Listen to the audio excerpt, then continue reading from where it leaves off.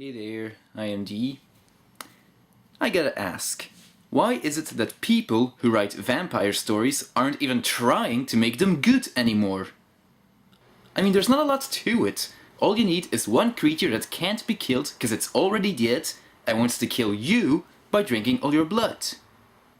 And I'm not asking for much either.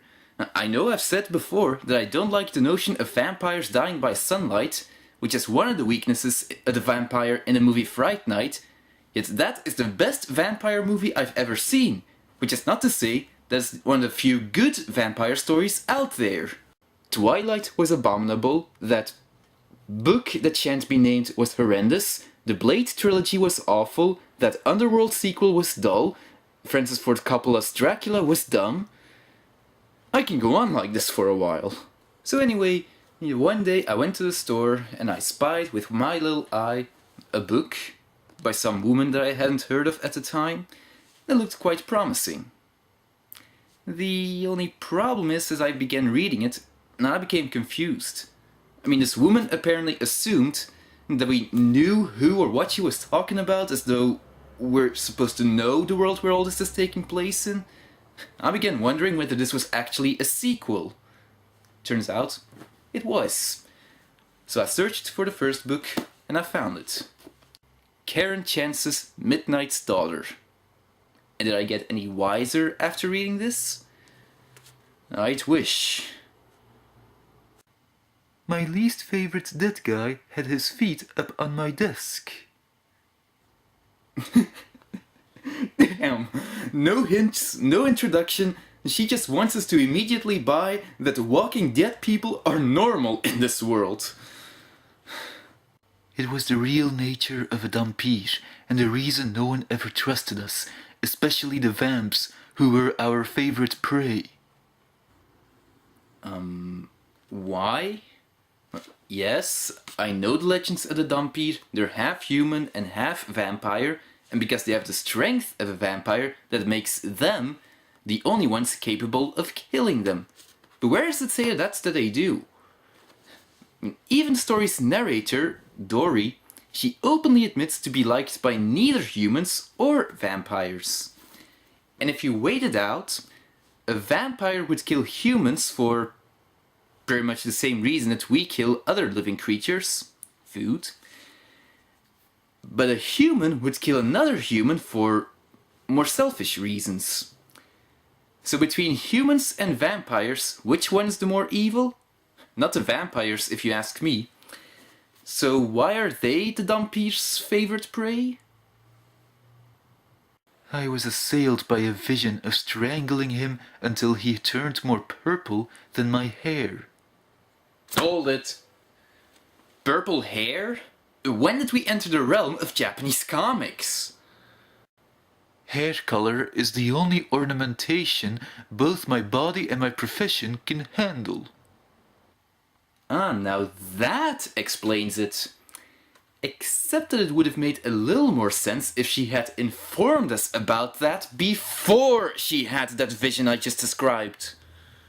The older vamps don't have to use fangs to feed. A touch of skin or, in case of really powerful ones, just proximity to the victim will do as well.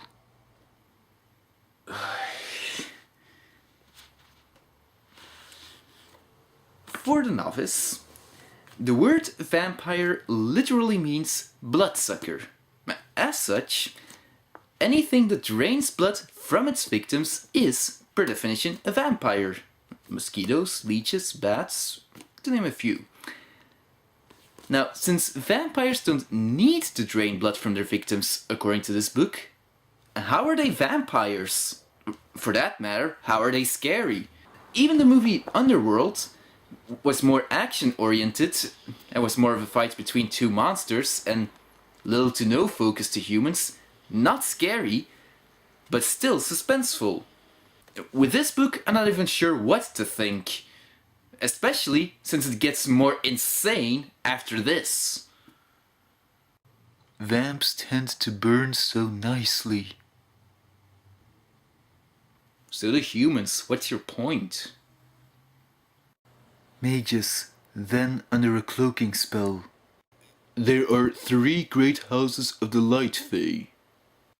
Dory, the unsquittle demon's face. Jay had dragged me to see Benny's secretary, a large female berg troll or mountain troll called Olga. Okay, seriously, what is going on? We can barely accept the notion of one creature to exist in this universe, and we're already forced to accept the notion of other creatures to exist as well. With no introduction, no pause, nothing that would give us some time to take it all in. Now I know what some of you are thinking, that I'm being too harsh on her, and that this book would make more sense if I had read her earlier books.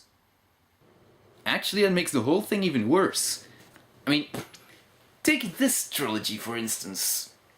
Known in English as War of the Risen World, which is actually a sequel trilogy to another one called Chronicles of the Risen World. Now I didn't know that until I looked more into it. And I still haven't read Chronicles yet. But despite that, these books were quite easy to follow. In other words, it was its own series and could stand perfectly well on its own. But if I have to have read other books before I read this, then this can't be its own series, as much as it'd like to imply. It can't stand on its own. Ergo, I feel I'm within my right to tear this one down as much as I want to. I mean, seriously, is Chance trying to live up to her reputation? After all, this is what some reviewer from Fresh Fiction has to say about her. Miss Chance is a master at fleshing out her secondary characters. So much so, she forgets to flesh out her primary characters. And keep her storyline moving at lightning fast pace. And bearing in mind that light travels at a speed of 300,000 kilometers per second, that's very fast. And given how she often goes from one chapter onto the next, I can't say I disagree. Ashes and fire continued falling all around us, like a vision straight out of hell, but I barely noticed. Who cares about a setting when you're already looking at the devil? Uncle. Who her uncle is, we'll get back to that soon. Anyway, this chapter ends with her being near a house on fire. So the next chapter...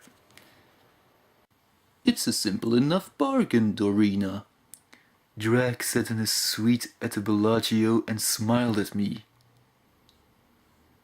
And that's it. 1 second they're at a house on fire, the next they're somewhere completely different. When did they move? How did they get there? And why did they move? Also... He isn't Drag's chief target anymore. And who does have that honor? You're looking at her. So... since this Dory is supposed to be this drag person's main target, why did he go through all the trouble of moving her from one location to another? It wouldn't have made a lot more sense if he just killed her right there. Or, since he's a sadist, why not capture her and lock her up? A little description of how they moved really isn't misplaced here. So we're just supposed to accept that they moved from one location to another without any trouble at all? I heard creationist arguments that were more credible than this. Anyway, after all this, you probably want to know, what is the story? Well, if the name Drac didn't give anything away, how about this?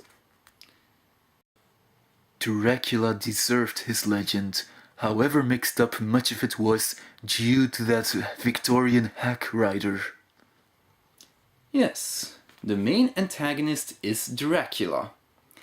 And much like those other guys, Miss Chance here doesn't bother to read Bram Stoker's original novel. But then again, at least unlike You Know Who, she's honest. I mean, it doesn't have Dracula in its title, nor is it advertised as though it were a sequel to Dracula, only to completely disregard afterwards. So, like I said, she's honest. Unfortunately, that's the least that can be said about her. Because your boss was a member in good standing of the Vampire Mafia. The Vampire Mafia? That sounds like something a 10-year-old would write. Wait. Considering everything else, is Miss Chance, by any chance, only 10 years old? It took me a few seconds to process the fact that he had actually tied me to the bed. At risk of sounding sexist, now it's getting interesting. I hate to interrupt, Radu said, but I was wondering if either of you did anything to cause the wards to fail just now. 1 page that lasted. And it wasn't even a full one. Oh well. The book is getting close to its end, which means that the showdown between Dory and Dracula, niece versus uncle, the battle within this dysfunctional family that the book has been building up to, will finally take place. And in all honesty, a fight with a Dracula that is supposed to be far worse than what Stoker originally wrote about, how can you mess that up? Oh, right. Almost forgot. Dizziness pushed through my body as I stared dully around, looking for the next challenge, the next threat. Sounds exciting, doesn't it? I mean, after about 50 pages of chaos, not once during said chaos did Dory even meet Dracula. So it would be about time if she did. The last thing I saw before I keeled over was Louis César. He was leaning against the door, naked and bloody, and he was laughing. Okay, so it wasn't Dracula. But then, this is where this chapter ends, so the next one should begin with the two actually meeting. We were still arguing about the wine 2 days later. What?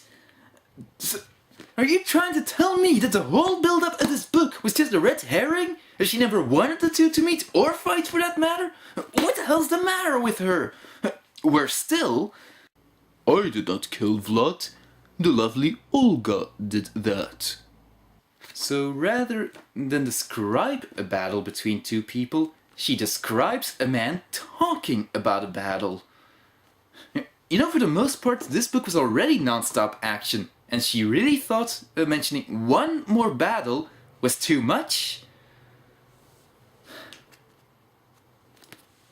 Getting back to that reviewer who says she goes at a lightning fast pace, well, even if you could travel at the speed of light, it would still take you 4 years until you've reached the nearest star. And that's exactly what this book feels like. As fast-paced as it may have been, it just felt like a real drag. I didn't just look forward to the end of this, I couldn't wait until it was over. Still, one question that may be burning on the minds of some of you is this book at all any better than... You know which book? Yeah, it is, and let's just leave it at that. This was D. I'm signing off.